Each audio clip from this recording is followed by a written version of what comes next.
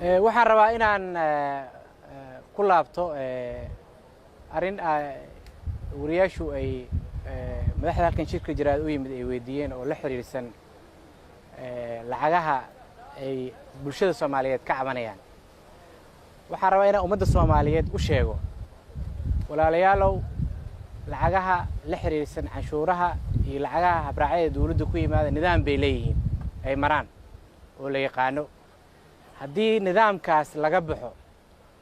muwaadin walaalow walaashayay maxkamadaha dalku leeyahay soo dacwood